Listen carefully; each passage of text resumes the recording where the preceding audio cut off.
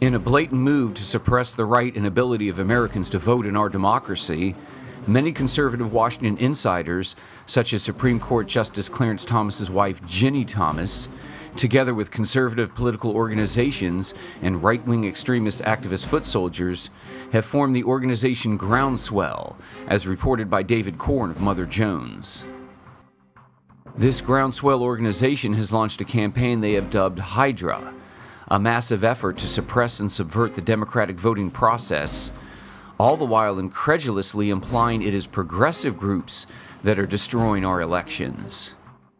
VR has obtained an exclusive copy of this brochure they handed out at one of their events recently, and it reveals these plans.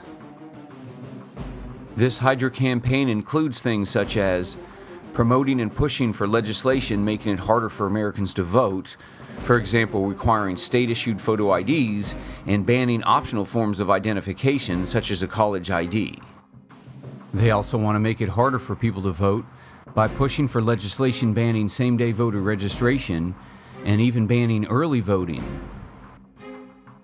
The exclusive copy of the Hydra brochure reveals their sinister plan. It starts off by saying an evil plot to end free and fair elections was hatched in 1993, when politicians tried to make it easier for Americans to register to vote with the Motor Voter Bill. Why does the right hate it so much when steps are made to make it easier for people to register to vote?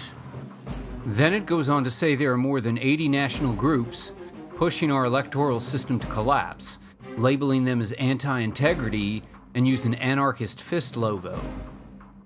None of these groups use this logo. It is a clear attempt to spread misinformation and to stoke fear. These groups are merely educating and registering American citizens to vote and encouraging them to participate in our elections. Why is that a bad thing?